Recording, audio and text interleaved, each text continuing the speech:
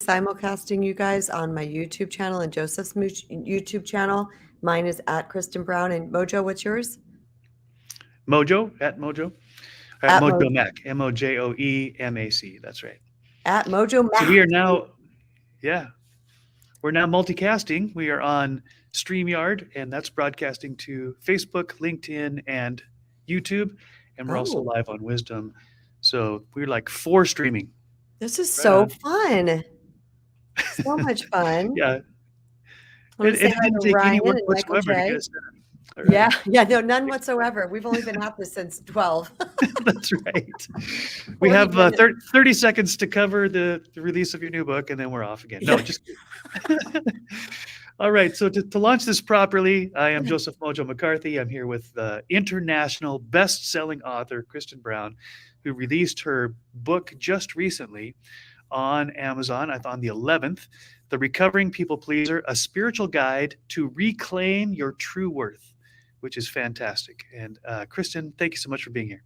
Thank you, Mojo. I so appreciate this offer. You know I love talking to you every single time. So this is really an honor for me to have this conversation with you regarding the launch of my book. That's right. This is a Yeah. win-win, right? Because we get to continue our conversations, which have been going on now for quite a while, on wisdom and then back channel. Hmm. I consider you much more than just a wisdomer, but you're a friend, a true friend. And I just want to thank you for all the time, the energy, the effort, and the love that you have poured into the world and specifically into my heart. Thank you, Joseph. I felt like I got that all returned to me on launch day. It was like the love that came at me was, I don't want to say overwhelming in a negative way. It was like, wow, it was amazing. It was absolutely incredible. Thank you so much. You've been such a support to me. Well, for those who may not know, this is Kristen's second book. Tell us a little bit about your first book, and then what prompted you to write book number two. Okay, so my first book I wrote right after what I call my College of Kristen, which means a time when I took 2 years off of romantic relationships to remain single and celibate until I could figure out why the bleep I kept attracting people who did not honor and respect me, that did not value me as a awesome partner, because I knew that. I knew I was a good person. I knew I wasn't a liar, I wasn't a cheater. I didn't have any weird habits or addictions or spend a lot of money or was messy. Like I was all the things. And I didn't understand why I kept attracting people that did not value me, weren't happy, and took me for granted. And so after what I call my tsunami, which happened in 2009 and 10, of where my former second husband decided to abandon the family, which virtually left me and the children homeless. The full story is in my book. And that's what cracked me open, and I just hit bottom, and I was like on my knees talking to God. I was like, you've got to help me. I don't know what to do here.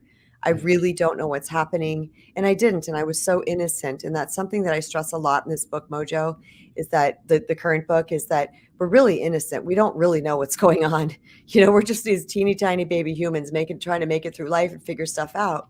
So after my what I call the College of Kristen, because it ended up being about 2 years or so till I had it decided, actually made the conscious decision to have another romantic relationship.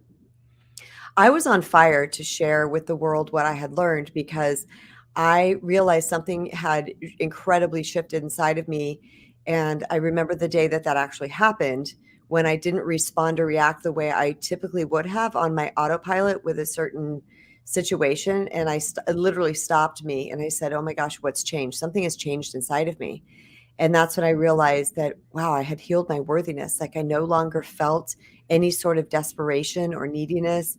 And I say those words loosely too, guys, because desperation and neediness doesn't mean we're stalking people. It doesn't mean we're blowing up people's phone all the time. It doesn't mean that we're, a stage 5 clinger. It can just be this hidden energy that's inside us that drives our behavior. So it's really important to know that, so we need to normalize the words needy and desperate, because a lot of times people think they're just such terrible words. And there's so many of us, like the world is needy and desperate, right? We're walking around, we're all needing to feel love. So to cut to the chase there, after I went through my healing journey, I was on fire. I wanted to shout from the rooftops, you don't have to suffer anymore. that there is a way that we can get out of this. And in a side note, I also want to say that we don't even know we're suffering because it feels so normal. It feels so commonplace that we don't even know we're suffering. And that's when my first book came out, which is From Doormat to Sweet Empowerment, a spiritual guide to reclaiming your personal power in relationships and life. And this is a very different book. My husband asked me the other day, how different is it from my new book? And I said, you know what? I opened it the other day and I was reading a little bit and my heart filled with love. Like it was my first, like your first boyfriend or your first pet or, something. I was like, oh my gosh, there's so much goodness in this book too. But that's when I wrote that one. It took me quite a while to write because I was still cultivating my language. I didn't really know what had shifted inside of me. I just knew something did. And I was trying to put all these feelings into words because I did not have a coach. I did not read a book. I didn't have anybody telling me, oh, it's your unworthiness or your shame or you're this or you're that you need to heal. So I was looking inside of myself and trying to put words to these feelings. Mm. And then did you ask me how the second one came about, or was that just the question? I talked a lot, so. No, that's good. That's a really great context. I appreciate that language because that helps people understand kind of the journey that you've been on personally and how that has birthed these books. And so then talk about the transition then from where you were when you wrote that first book to who you have become and are continuing to become that has set up your desire to write this second book, the sequel. Okay. So the journey. Well, after those 2 years, I was in a place of peace. I was in a place of calm. I was in a place of I didn't care if I had another partner ever. It still was kind of a desire, like, oh yeah, maybe someday you'd like to own this type of car, or maybe someday like to go to London. It was a desire that was out there, but there was no more neediness attached to it. So I still had the desire, but I was so peaceful and so happy. And as time went on, because this first book was going to be titled The Recovering Doormat, that was my working title. And people really loved that title. And when I changed it, they were like, why did you change it? And this is very strange because I was sitting on the back patio of my mom's house, at my mom's house, because we were living there at this point. I was sitting on the back patio and just it came over me, change the title. And it wasn't a scary, change the title, your title sucks. It wasn't like that. It was just change the title. It's like, okay. So I started to think about titles and I changed it to this. And then afterwards, I knew why, because the recovering people pleaser, it hits. It hits. And people just see this title and they're like, I need that. Yeah. So I could see why God was saying, you need this first book. This is amazing, Kristen. But if you do the recovering doormat, you may not be able to have the recovering people pleaser because that would be kind of weird. So now I see all these years later, and that's why you just got to let go. So what prompted this second book is I knew I had a second book. I knew I had a second book in me. I knew it was there. I was ready for this second book. But I didn't know when, and I didn't know what. And I'd even made outlines of other books along the way. But January of 2022, I just woke up one day. Literally, it was like this fast. I looked at my husband. I go, I'm ready to write my next book. He goes, yay, honey, good for you. And I said, yeah. And it's going to be called The Recovering People Pleaser. It fell into place. So I started to write an outline and I took my time. I said, I'm not going to rush through this and everything. So I just took my time and wrote my outline. And then it just flew out of me in 6 months. Wow. Flew out of you in 6 months. It took you how long to write the first book? Probably about 3 years. Yeah.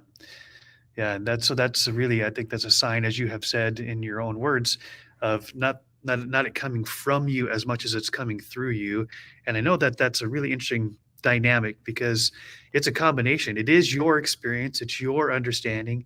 It's your words, but you're feeling, I don't want to put words in your mouth, but that sense of spirit working in you, through you, with you.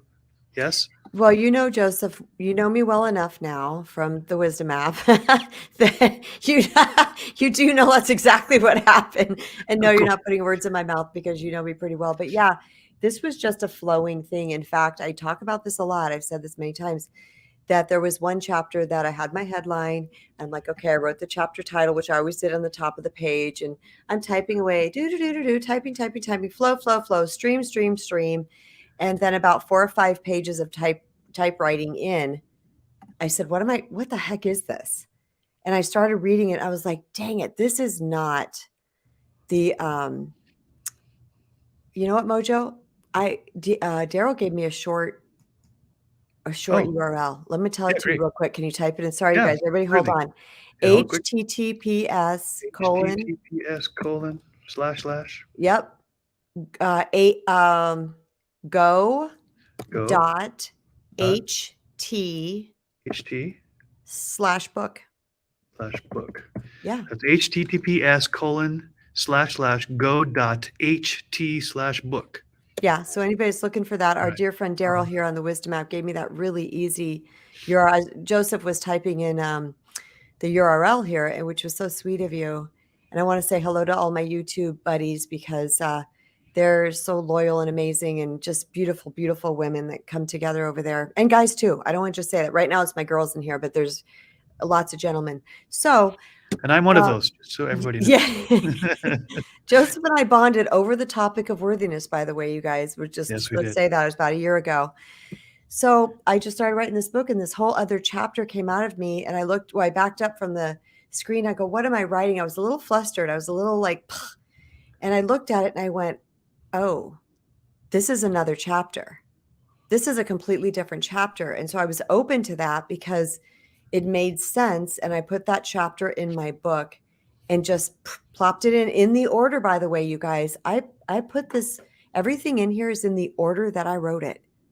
Because my first book, I was like, which chapter should be, this one just went, it just went. It was amazing. And there's a cadence to it. You guys will see when you read it. It has this build up to pre-healing to healing to what happens post-healing, like how to handle post-healing. So yeah. That's fantastic. So for those who maybe don't have any idea what the book's about, if you were to give like a 30-second elevator pitch or a 1-minute elevator pitch when someone said, tell me about this book you read or you wrote, I haven't read it yet. What's the big picture view from Kristen Brown? The big picture is healing our inner world to attract and create an improved outer world. Everything we do comes from the inside. Yeah, we get that backwards all the time, right? Yes. We will get it back to us. It's a mirror. One of the chapters is called Relationships Are Mirrors, and they will reflect back to us what we have going on inside of ourselves. And it's a beautiful design because now, based on the love and support that I got on Tuesday that I was telling you about, I had so much love and support coming out with just stellar, amazing individuals that truly love and honor and respect me like I've never had before. I was so blown away because it is true testament to the work I'd done. Because I would not have had that launch experience, just even with my friends and family and loved ones and my people on Wisdom, whatever, 10, 15 years ago. It would not have been that experience. Like this is truly, it's like I was in awe of the people I have in my life now. Yeah, so like you said, that takes what you've said and takes it from theory to practice. First you experience it, and then you see that reflection, what you said, as your inner world was healing and changing and growing and blossoming. That's the type of people now that are in your life and are reflecting back to you the beautiful, true value that you bring to the relationship as well. And more. I mean, I'm doing prayer hands right now. I'd be on the ground with my forehead on the ground in complete humility because it is beyond my wildest dreams. Hey Matthew, the amount of what I thought would happen in my life, to be honest with you. I was just trying to figure out how to have a good boyfriend. I was just figuring out how to have peace in my relationships. And what I have noticed, you guys, is that it completely, when you heal your inner world, it's not just your relationships, your romantic relationships that change, your relationship with your children, your parents, your friends, your colleagues. I mean, your energy attracts to you. And when you shift that energy, you raise that vibration into a level of I'm valuable and I matter and I'm worthy. And it's not false. This is from the true healing work. You know this, Joseph. Yes. When you raise your vibrational energy, the universe will meet you at that new energy. And it is like mind blowing, literally. Absolutely. Yeah, one of the things you've talked about at length, both in your book and in the conversations we've had on Wisdom and offline, is how there's this divine combination of you coming to a place where you realized the common denominator in these issues, in these relationships, is you, as Yeah. hard as that might have been to hear or to accept. But at that point, when you realize, I, I something's got to change. I don't want to continue this pattern anymore. And combined with your childlike faith to say, God, I need your help. I don't know what to do. And then that began this healing process, as I understand it, which has not only um, changed who you've become, but it's continued this really wonderful blossoming of who you are, the self healing, the self love, in conjunction with your dynamic, personal, and transformative relationship with God, Spirit, the universe, however people want to identify the source of creation, Oh my right? gosh. So let me back up to common denominator because that's a really good point, and then I want to go forth. Back Sure. when I was still with my second husband, who I call my tsunami ex, that's just what I call him. And we have a workable relationship now, which people might find shocking when they read this book, right? It's completely workable. And this is again a testament to the healing work because that's another story.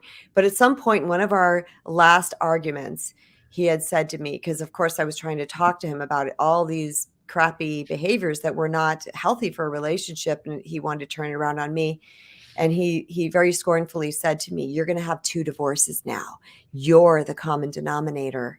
And I remember he said that to hurt me, and I just fluffed it off like the rantings of the narcissist, an abuser. I was like, whatever. However, as time went on, moved into my mom's house, we're now divorced, and I'm now embarking upon this college of Kristen. That word, because I did say, God help me, the first thing that came into my head was, you're the common denominator. Hmm. I believe this was from Spirit. And I went, because I hadn't thought about those words in a year and a half or something. And I Right. said to myself, is this true? How could I not be the common denominator? I'm the one solid variable in each of these relationships. I am the common denominator. And Joseph, it wasn't hard for me to admit because I had hit that place of complete openness. I didn't care. I just wanted to know. If you told me I need to twirl around 3 times under a full moon holding an orange, I would have done it, right? If it was capital T truth. So, me owning that, I said, "Yes, I'm the common denominator." And then I said, "Okay, how have you been treated?" I think, did I already say that in this talk? Yeah, how have you been treated? It's all And good. All good. yeah, and I said, I discovered the ways that they were treating me was a reflection of the way I was treating me. So that Yeah. was the first part. But I will tell you this: I've always had a relationship with what I'm very, very comfortable calling God. But I also love universe and source and spirit. And I mean, I love so many names for this because I believe it is unnameable. All Yes. right, it's all love, it's all energy. It's not a man on a throne with a beard. Right. And I've always had a great relationship with God. But I didn't, in my first book, I talk about this. I said I was about to find, I said I knew God was all good, all love, all powerful, but I was about to find out how loving and powerful God really was. Hmm. So when I let go and I surrendered into that process, there's just this openness is all I can say. I was in that place of receiving. And I will tell you this, that my healing work happened through God. That's how it happened. And when I say through God, I'm not talking religion. I'm talking through spiritual messages that I felt the truth of. Like I could taste the truth of that. And I said, that's true. And I started applying it to my life. And that's why I call my book a spiritual guide, because Yes. I do talk about, this is not about scriptures and things like that. This is truly about our connection to source. And it's not all about that. It's just, I called it that because I talk about God in it here and there, right? But it's truly about our connection with source. It's returning back to that unconditional love that we actually are, that got mud all over. My new favorite metaphor, Joe, or it could be a simile, depends how I say it, but we are all, this is a metaphor, we are all, let's say a Ferrari. I personally like Bentleys, but people don't relate to that so much. We're all like these beautiful, gorgeous, brand new Ferraris, right? But we have all this mud, it's worthy and it's worth so much, but we've got all this mud on top of us. And when we have all that mud on top of us, people can't see the worth that's underneath. But when Hmm. we start clearing out that mud, we know what we are. We start clearing out that mud. That's when we truly reveal our true worth, our true nature. Mm. I love that metaphor. I'm a good metaphor guy. So that's so beautiful because the value of the Ferrari, for instance, is not devalued by the fact that it has mud on it, Yes. but it appears to be, right? So really, what you're talking about is changing the appearance of what actually is by removing the filters, the crap, the layers of misperception. And Yeah. you talk a lot about lower T truth, lower to between capital T truth, capital T Mhm. truth being that doesn't matter what I think or what I feel about it. It is what it is. The lower T truth being my perception and my perspective. So dig into that because I just love how you talk about that. Yes. Okay. So capital T truth to me is truth that it's universal truth. It can never be changed. It is the highest possible energetic truth, and it is always true. It's unchangeable. So that is truth, truth of the universe, of source, of spirit, of God, of love, whatever you want to call it.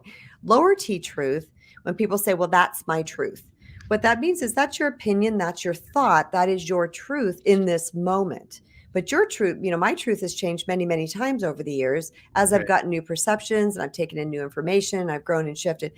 But the capital T truth of God is unchangeable. It never changed. And Joseph, we all have capital T truth detectors inside of us. That's the Yes. resonant or the ringing true that we feel, which is just brilliant. So we'll hear when something like that hits. And I believe that's what, like, my followers here on YouTube, they feel that with me. And they're like, wow, that hit, that hit. And I'm like, okay, don't believe me. I'm not your guru. You believe your source inside, because it may come from me. It could come from Mojo. It could come from a book, could come from a televangelist. It could come from anything. But when we take that in, we will start to heal. We can't not. We can't not, because we are returning to who we are. Yes. Yeah. Yeah, the way to who we were created. Yeah. So, Yeah. a Ferrari only has a certain amount of value, no matter how nice it is. We, of course, as human beings, have infinite greater value, but that the mud, the metaphorical mud that we put in our minds, put over our eyes, the way we see ourselves, the way we see others. So I was thinking about how I could look in the mirror, I'm looking at myself, but depending on how much mud I've been covered with because of my own shame, my own trauma, my own broken belief system, it feels true to me, but that's that small T truth you're talking about because I'm seeing through the filters. I'm not seeing clearly. And Yes. and this process you're talking about is wiping away all the crud that distorts our view so that we can see ourselves and our source more clearly than we ever have. Yes. I mean, the people have asked me, well, you and I have even talked about this. What's on the other side of this healing? Now, by the way, the shame and unworthiness healing is a chunk of healing, but I do believe we're always, continuing to peel off layers and pieces and parts, and we may adopt new self-doubts about new things that come up. I mean, there's, it's a fluid life, right? It's always Absolutely. moving, but there's Yeah, this chunk of healing that we can have based on the programming that we received in our youth, right? And it's not necessarily from parents, you guys. It can be from society. It can be from organized religions that are fear-based. It could be from your neighborhood kids.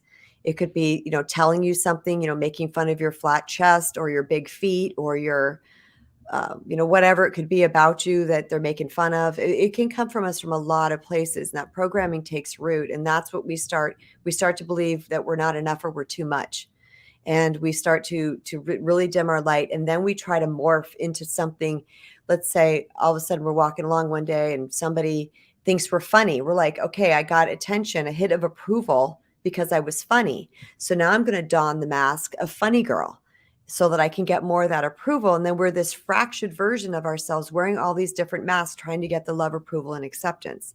So what happens is when we start to heal this, wait, now I forgot the original question because I'm blabbing, Joe. What was the just keep going. Go with the flow. You're on a good roll here. I love it. so okay, so what happens is that we take in these messages, they program inside of us, and we can delete or heal a large chunk of that, but there might be more that comes along.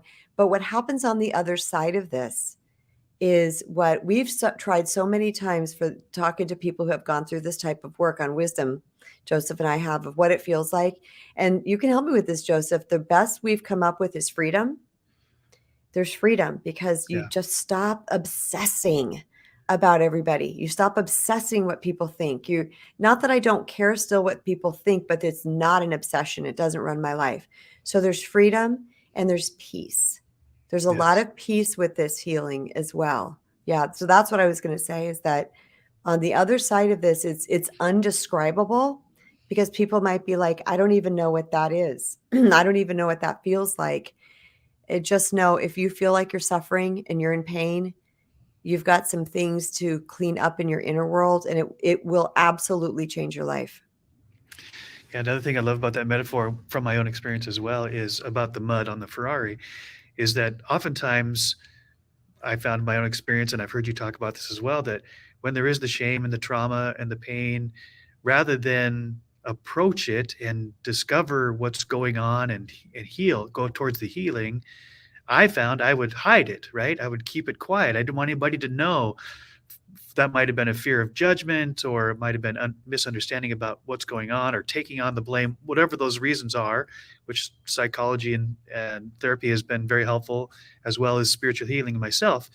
But as you talked about, it was really a matter of exposing the the pain, the sources of pain, and for me to be able to understand it, until I talked about it with people who have been through it, like you, with others who have tools to help people understand what's going on, until I brought it out in the open, which that fits that metaphor of getting the mud off of the Ferrari, so that it can be seen for who so that I can see myself for who I truly am, Yeah, seeing the beauty that's deep down inside, and that all of that, the fear that I had and the judgments and the shame, that was the mud that was covering over my own understanding, my true worth, and the freedom and peace you talked about. absolutely. So we actually make this just brilliant shift from focusing on the outside world to give us our worth, to focusing on ourselves to give us our worth. So where before we used to, I was going to say whore for approval, but there's another word for that. Hustle for approval. Before we'd hustle for approval out in the world, because we need to get your love, acceptance, and validation and attention, all these things from out here, Right. which, by the way, are just like real quick hits, and they fly in our worthiness cup and out the bottom. But when Yeah. we start to give ourselves love, approval, acceptance into our inner world, that's when our worthiness cup starts to fill. And this was what was shocking to me, because I did not know what I was healing when I was applying certain things to myself. It was on the other side of the healing that I went, oh my gosh, I healed my self-worth. And the second thing is I did it through self-love. Mm. Yeah, that's when the whole thing kind of came together for me. I was like, okay, this makes sense now. Who knew? Yeah. So, and again, I love your overlay of self-healing and self-love with that connection to your source, to God, and how that's all interweaved.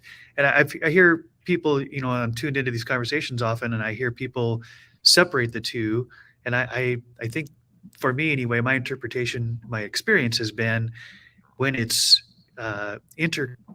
what's the right word?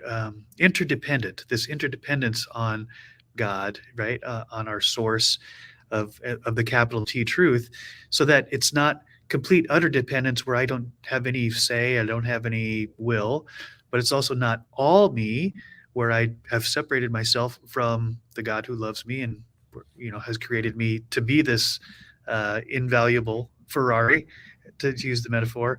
But is that interconnectedness? I love that word, connectedness, because it's in the connectedness of the relationship that I become more integrated and interconnected with who I truly am, and where I've come from, and where the value, the worth of who I am comes from.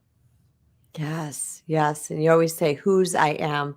Yeah, that's right. Okay, so there's two things that happened along my journey. One was that I started to trust God even more than ever.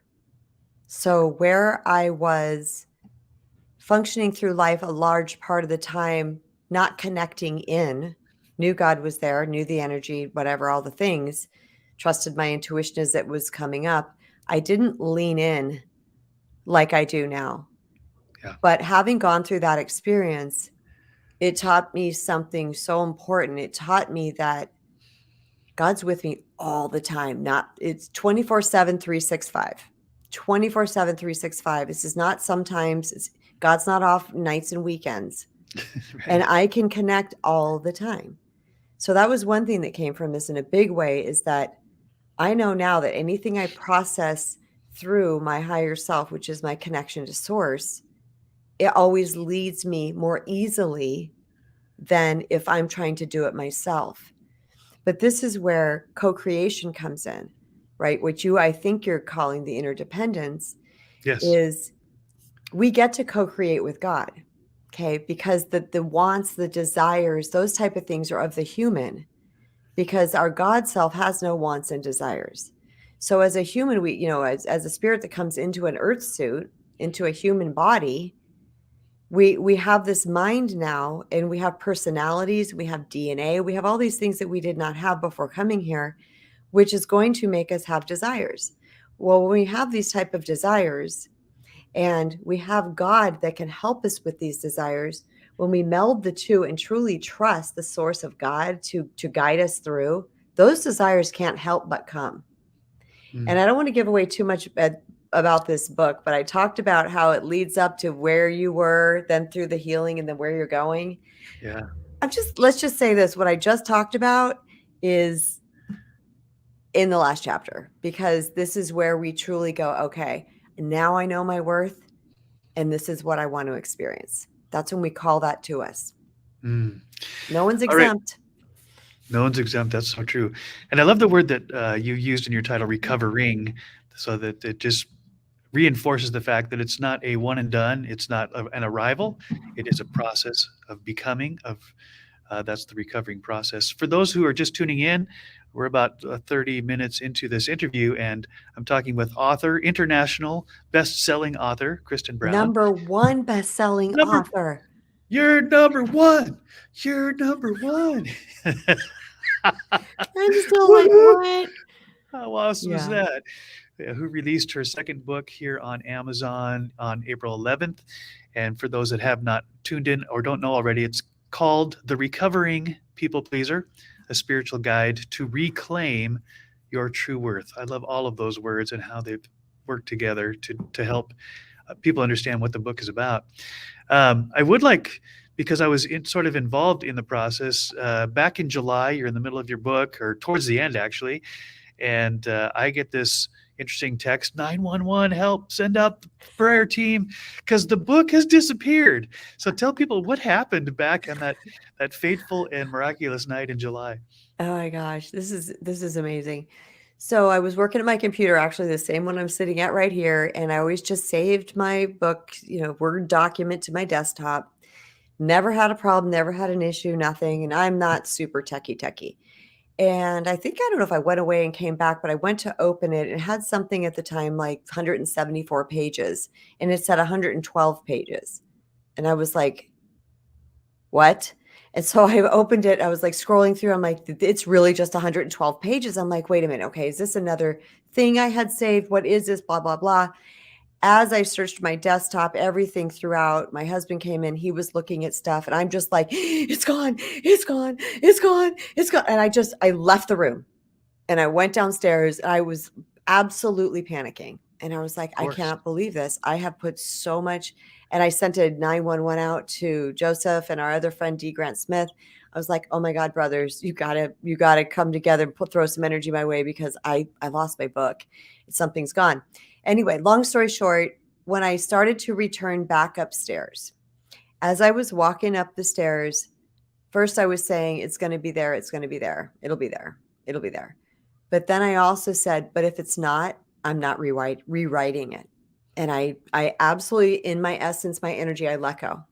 Mm. I just let go. I'm like, okay, this is a thing, because I've learned that I can't fight reality. But I also learned that I could not create the same book that I had created. Sure. And I didn't want a different book. I didn't want a different version of this book. So I went back upstairs. I sat in this chair that I'm sitting in right now. I was facing this direction. a text came in. I looked at it. It was you, and you said something lovely. I don't know what you said. And then I turned around here. I clicked on the thing, and my book was back. Or I might have clicked the book back. I don't remember exactly how it happened, but it was really in real time. And the whole thing was there. And my husband was like, you got to get it on, I don't know where it is, but one of those little sticks. You got to get it on a stick. You're saving it here. You're saving it there. So, oh my God, we called it, he called it the Holy Grail save. He's Exactly. But the most important thing for that, Joseph, to me, since you and I talk so much spirituality, was that was so purposeful because I was attached to this book, and I'm just going to call it an unhealthy way. There's only another way, meaning, oh, this book is going to do this book is going to do that. And I had an attachment to it, and that is the wrong energy. That's the absolute wrong energy to put into the world. And in that moment, this large part of me said, this is not of ego. This is not to get you something. This is not to win you something. This is, you're putting a work of love into the world. Remember that, sister. So then the publishing journey was interesting. Nothing to do with my publisher, but there was something happening with every time we transferred a document back and forth, stuff would change. So it was arduous and long and whatever. But I kept looking at my husband and I kept saying, I don't know what's going on here, but this is supposed to happen. This is purposeful. And in that process too, what was happening for me is I let more, really excited at first because, in July and it's going to be, published in November. And then I almost lost it. Huge chunk of me let go. And then November came and it didn't get published. And then it's just more and more, I just let go and let go and let go and let go to the point where I was like, yeah, if I sell one copy, we're good. And it turned into an international #1 bestseller. It was in a matter of hours. Yeah. Yeah. Just mind blowing. That reminds me, Kristen, I was listening to Neil Donald Walsh on Clubhouse. He's the author of Conversations with God. And I actually jumped up and asked him a couple of questions on that stage. But one lady in the room was talking about some book that she had published and how frustrating it was that it wasn't being distributed to all the places where it would really help. And Neil Donald Walsh's response, which really fits what you're talking about here, he says, your gift, your job was to create the book. What happens to the book from there, that's not your business, right? That's you trying to force something that's not, you're the author. God gave you the words, you put it down, you did all the work that required for a book to be published. What happens from there, that's not your business, right? I mean, some people try to make it their business, but that's when you're attached to dollars, you're attached to sales, you're attached to something, you're attached to outcomes. And I just love how your own process of writing the book, of releasing the book, and even what would happen when it released, you had already gotten to the place where that's out of my hands. Whether it's one sale or 1 million, that doesn't change the fact that I have done my job, and my job is to birth and to release the words that were within me and the journey that I've been through for the benefit of whomever, right, may benefit. Yep. I love talking to you. And this is one of the reasons why, because you spur so many cool thoughts and ideas to bring to the table. And I wrote down right here while we were talking, force outcomes. And that's what recovering people pleasers actually try to do. Yes. We try to force outcomes in relationships. So the same way I was thinking I was going to force an outcome with my book, it's just, again, the ego trying to control, trying to make, it thinks it knows everything and it doesn't. So part of being a good manifester, I would say, is the opposite of forcing outcomes. It's letting go of the how. And so then I'm going to switch this over to recovering people pleasing now. So as a people pleaser, what we're doing is we're trying to shift and morph and change and chameleon, wear all these masks to try to force an outcome. That's really what we're trying to do. And I love this metaphor a lot, or simile, or whatever it is. But when we're in the pool, I've told you this many times, and we're trying to get that red beach ball, and we're pounding our way to that beach ball because we got to get it. It's just pushing it further and further and further away from us. But when we relax and we let go and we are joyful with or without the beach balls, when the beach ball is going to come and bounce into us. So what happens in the healing of this book that I absolutely know if people accept the mission to learn and to practice what resonates with them as capital T truth in this book, they're going to see a different outcome in their life. And what I had noticed is that I didn't force outcomes anymore. When I met my current husband, I love to tell this story. We're just, we were barely knew each other in high school. He friended me on Facebook, and I was not this shapeshifter, I guess. So if he said, "Oh, you want to get together?" Like the very first time I was washing my car, and he said, "Oh, I can stop by and see you washing your car." I was like, "Nope, nope, I'm washing my car by myself. Thank you." Old Kristen would have been like, "Oh, there may not be another opportunity. I should say yes to this." See, I would have, but the love of me, the peace in me, the non-forcing, the non-neediness, the non-desperation said, "No, this doesn't work for me. But I will, how about, or he goes, "Well, we're going out tonight. You want to meet us?" And I said, "Sure. What time?" He said, 5. I said, "I can't get there by 5. I couldn't even get there till 7. He goes, "We will wait for you." So see what I'm saying is that I was just so, by doing this work into myself, it naturally and organically changed the way I was showing up in relationships. This was not me doing dating 101 rule book, wait 3 days, call like this, do that. There wasn't any of that happening. It was just, nope, that doesn't work for me, but this does. I was honoring myself for the first time where I had not done that before. So what were we talking about with that? That was We're just talking about the effort that we produce is we so forcing often outcomes. Yeah. forcing outcomes is attaching it Mhm. to what it's going to produce on the other end. And that really takes, I use the word joy several times in this conversation, which is one of my favorite words. That Yeah. does steal the joy out of it when our joy is somehow attached to outcomes, to statistics, to whatever that might be, dollars or numbers or whatever, metrics, right? Yes, yes. And when we let go and let God, when we shoot our rocket of desire out there and say, this is what, like I talked about in the beginning here, I still have the desire to have a long-term, what I call a lifer monogamous relationship. I still had that desire. That's always been within me. But I no longer became desperate for it. And I knew that it would happen at the right time, the right place with the right person. And I'd only met one person prior to my current husband. That was a 5-week relationship, but I was so different in that. I was paying very close attention to him. How, is this going to work? And not just, "Oh, do you like me? Am I cute?" There was none of that anymore. Like, "Oh, sure, I'll be there and do that." There was no auditioning. It was so real, and that it didn't work in 5 weeks. I figured it out that fast Yeah, rather than 7 years later because right. I was trying to be something that I wasn't. So this is one of the byproducts of healing our hidden shame and unworthiness is we peel off all these false fronts, all these masks, and we reveal this absolutely stunning, gorgeous, brilliant, golden, magical unicorn called you.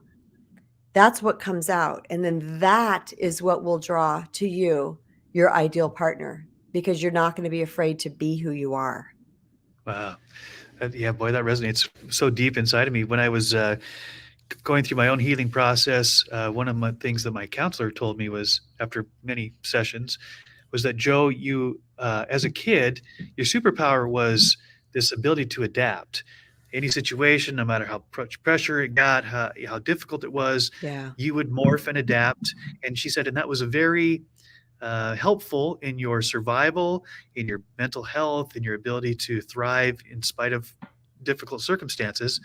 She said, but unfortunately, what serves us as children doesn't always serve us so well as adults. So now, Yep. as an employer, as a husband, as a dad, continuing to shift in order to make things work, then I have lost any connection or understanding of, well, what's Yes. my opinion? Where do I stand here? What value do I bring because that's really important in these relationships that matter, right? And so that was really an aha moment for me, and I love how you talk about this, is that what has served us at one time and helped us get through difficult times, if we get stuck there, then we don't ever grow beyond it and then into the who we truly are.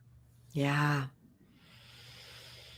So many, the brain is designed to protect us and to get us through, especially in our youth, because number one, it's not fully formed.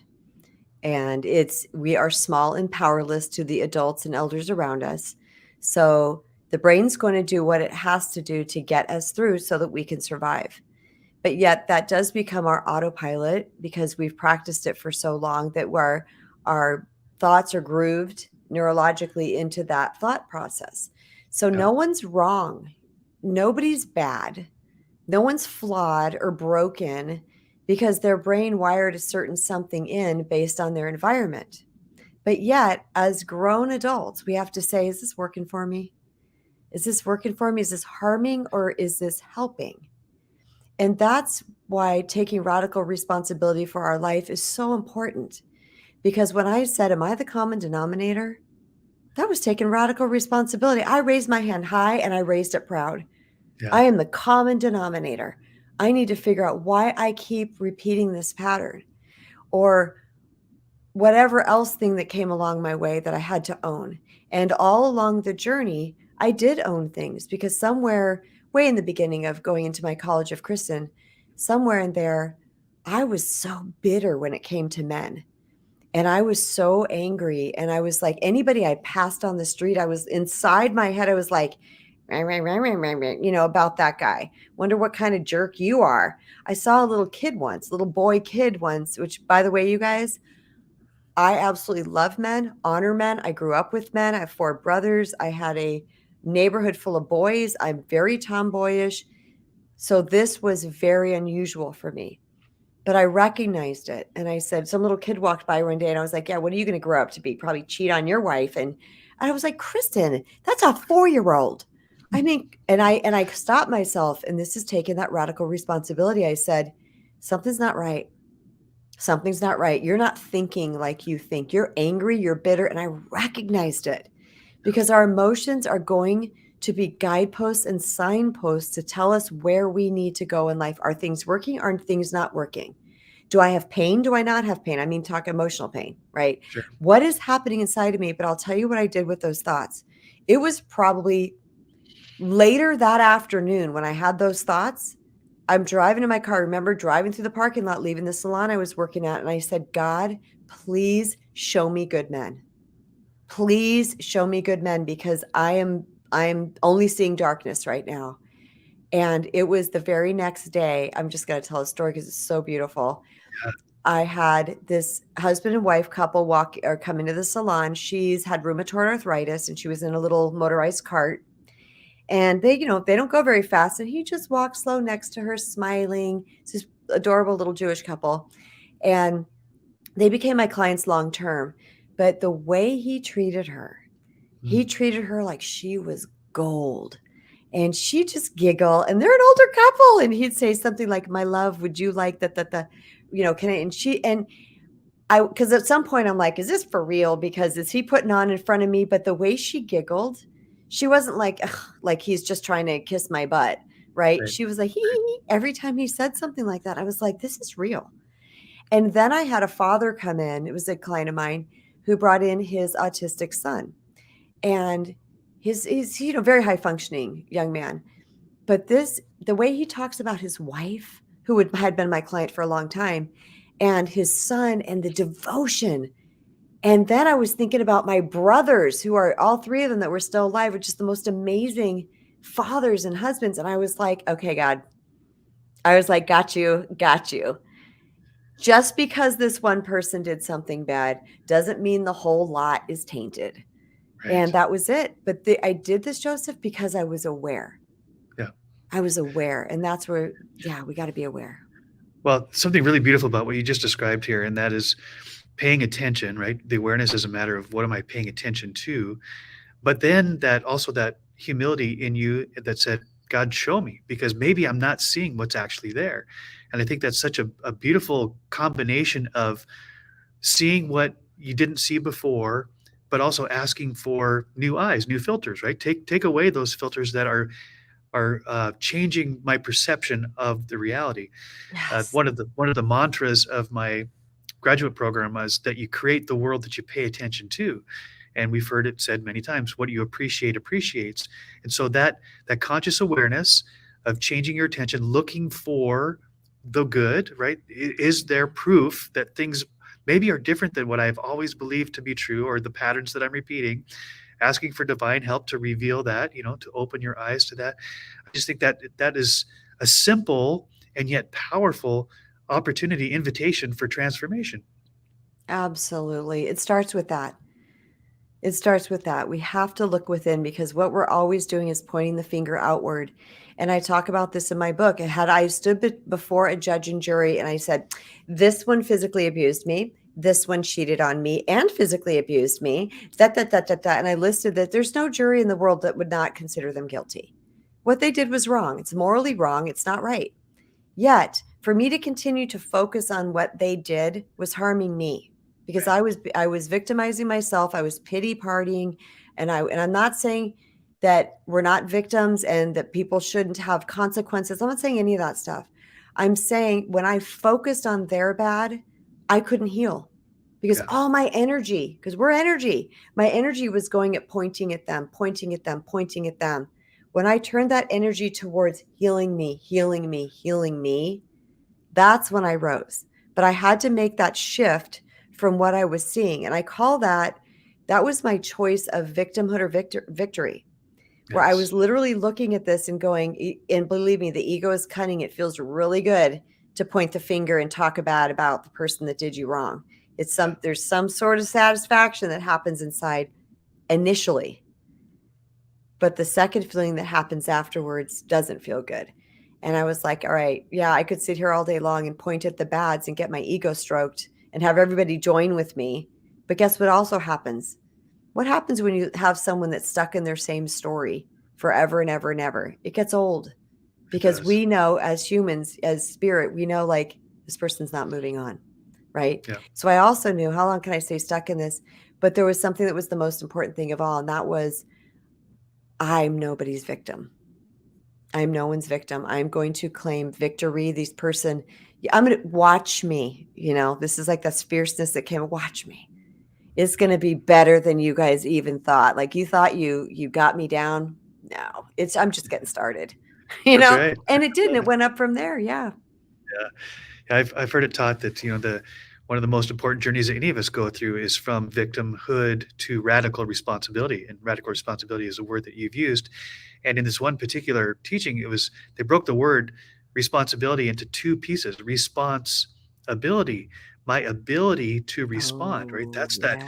That's the growth and the power. And I love what you said. If I'm always blaming, even if what other people have done is wrong and is abusive and is Yeah. hurtful, but I'm still I'm giving my energy away, right? And then I have no ability to respond because I'm expecting something else or someone else to change on the outside. So that radical responsibility that takes me out of the victim mentality is when I realize I have an ability to respond. And like you said, taking the energy that I'm giving away and turning it back in towards healing and acceptance and finding that capital T truth and listening to the still small voice inside of me and connecting with my true self and with the one who made me. That's that's that exact opposite of blaming, because I'm no longer giving away the energy, I'm saving it, and I'm choosing and believing that I have the ability to respond rather than to blame. Yes, that's so beautifully said. Everything that you say, Joseph, is always music to my ears. I could just listen to you for an hour speaking. You know, part of the other things is learning to forgive. And I talked about this in both books actually because it is that important. But learning to forgive them because the non-forgiveness was only hurting me. It was keeping me stuck. It was keeping me in a place that was with toxic energy, and I didn't want that anymore. That's the first thing, but the second thing too is that we have to learn to forgive ourselves along this journey because we made choices and decisions that didn't serve us. that we were dishonoring ourselves or disrespecting ourselves along the way. And that's where the shame portion comes in, because when we start to cringe, we're like, oh, yeah, that was me. We're cringing and we're embarrassed. We don't talk about those things, the things that we did that were embarrassing, because we're afraid of the judgments from others. But here's what's happening is that we're really judging ourselves. We're judging ourselves so we don't tell anybody else, because we don't want them to touch the judgment that we already have. So our shame stops us from healing our shame. We're ashamed of what we did, but we're ashamed to tell anybody because we're going to feel even more ashamed. So the shame cycle is like this endless little loop thing. We got to get off the shame cycle. We have to be willing to stand in it and talk about it, because I think Brene Brown says this, and I may not get the quote right. She said, oh yeah, shame cannot survive in empathy and compassion. Ooh, say it again. Shame cannot. It's a good one, isn't it, Joseph? I saw your this. face. I saw her Yeah. face light up. Love it. Shame cannot survive in empathy and compassion. So if we think about that, what does that mean? It means I'm so shameful, I'm hiding it. But she also goes on to say, and by the way, I did not study Brene Brown during my College of KRISTEN. I only heard of her later. But she was backing up everything that I had learned organically, and I loved that. And she's such a cool lady. I love her. I just think she's as darling as can be. But she said the other thing is that we need to share our story with people, with someone who has earned the right to receive it, which means somebody who can hold that for you and not further shame you. Go, oh my God, dude, what did you do? Like, that's terrible. Someone that goes, yeah, I get it. I've done those things too, blah, blah, blah. The minute we bring that shame to the light, it's going to start to dissipate, right? Yeah. But we Totally. may have tried to say those things in the past to people, but we weren't met correctly with it. So we didn't say anything. Right. But what I wanted to go back to and also say this is that a lot of my shameful places, I gave myself compassion and empathy first before I shared it. So it doesn't mean it has to come from somebody else. It can come from you. In fact, it's more powerful, I believe, when the empathy comes from you. When you've done something that you're embarrassed about and you're like, it's okay. And you speak to that inner scared child that thinks they're not enough or too much and drove the behavior. And you say, it's okay. I understand why you did that. Let's just try to do better next time. You're okay.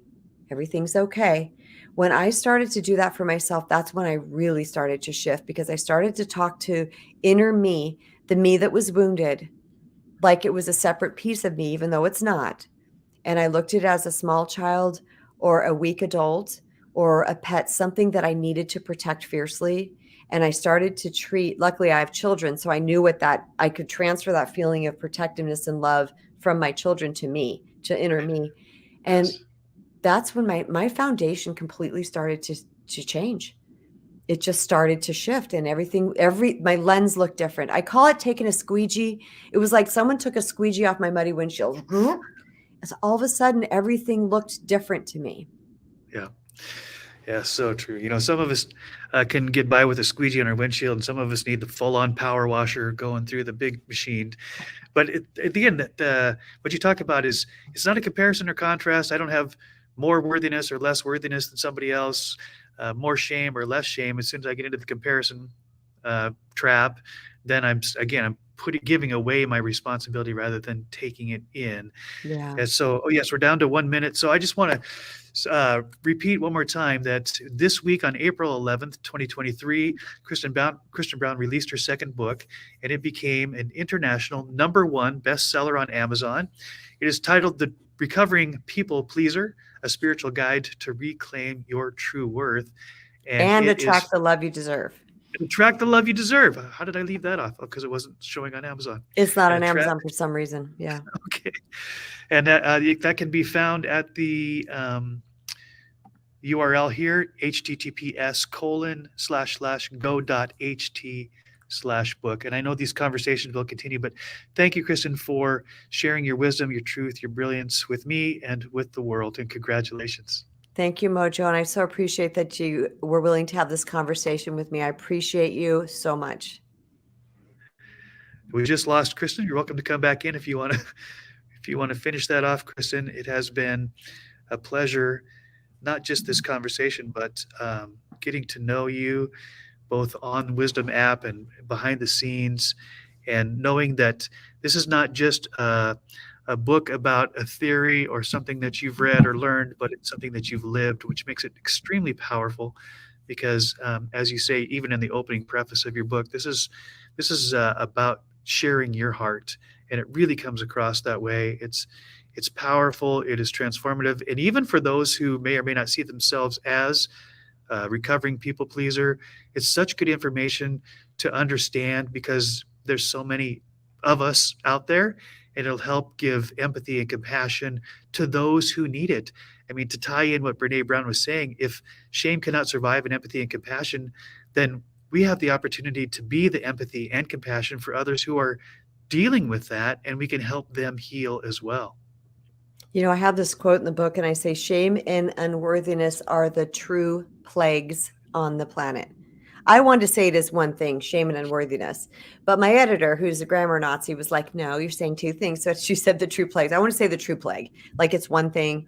It is the true plague on the planet. We all somehow carry this inside of us. And I feel like the more that this is being brought to light, basically through a lot of the work of Brene Brown, because she's so huge, right? She's brought this really to light. And hopefully from the work of me that we can start to heal this. Because when we understand that everybody we're dealing with this on some level. And any behavior that is not, I don't even know what to call it, not great, not serving to the highest good, not coming from someone's higher self, I promise you is coming from some hidden, unhealed shame and unworthiness that's going on inside of people. So you're right, Mojo. Once we can start to really recognize that this is rampant, gosh, it should be, we should have a class in school about it or something, right? Instead of paying taxes, we should, have some, once a year, we have to go to shame and unworthiness class. Well, just thought of me, during the pandemic, we all covered ourselves with masks, right? And this pandemic, this epidemic you're talking about of shame and unworthiness, we cover ourselves with masks. We don't show who we truly are. And the healing process has been able to remove that mask in the presence of people who have empathy, who have compassion, Yeah. people who have gone through it, like you and I and so many others, and are still going through that process. And to tie what you've talked about and what you've mentioned about Brene Brown, and then what I've read and heard from Mastin Kipp, who really addresses a lot of how this bubbles up from trauma that we experience in our lives, Mhm. it really is so, it cannot be understated how important it is to be aware, to allow this process to happen within us, so that not only can we be healthier, but then we can invite others into that space as well, which your talks and your book are doing in a masterful way. Yeah, it's absolutely true. It can come from trauma as well. It can come from anywhere, right? And if it was something that didn't come from our childhood, it can come from our adulthood by things that happened. There could Sure. be things that happen. A lot of this does come from the programming, from the messages we receive when our brain is not fully formed, and we're coming up through the brainwave states, and the which I go at length in the book, so I won't go into that now. But those messages come in, and then we call it real because it's the way we think. Right. And then yeah. So it's just it's a loop, it's a merry-go-round until we decide to step down. And when we Hey, decide to step down, there's ways to heal this, and there's ways to rid ourselves of this. absolutely. Yeah, you talked about earlier about the kind of the ruts or the grooves in our brain that keep us stuck in the same pattern. And I was thinking back to the old LPs and albums that I listened to growing up. And if there was a little bit of a scratch in there, it would keep jumping back to the earlier part of the song. You never even got to hear Remember the whole that? Oh song my played out, god, right? So the forgot needle about would that. come and it'd go, "Erp," and then it'd go back and play the last loop of the song again. And what you're talking about, what you're providing through your wisdom, through your talks, and through your book, is ways to heal those scratches in our album. And you can tie that into neuroplasticity and creating new grooves in our brains, so that we don't have to keep hitting that scratch of our trauma and our shame and our blame and going back and repeating the pattern over and over again, but to get to Yeah. move on and play out the complete symphony of our lives. Yes, yes. Joe, are we still live on StreamYard too? We are still live on both ends. Okay. Why Yep. don't we close down StreamYard and then we can close down Wisdom. All right. So I'm going to Okay. end the broadcast here on StreamYard. Thank you for all who tuned in on Facebook, Yeah. LinkedIn, and YouTube. This is Thank you, Joseph Mojo everybody who McCarthy and came. Kristen Brown. Get the book now. Thank you, guys. Bye. Bye.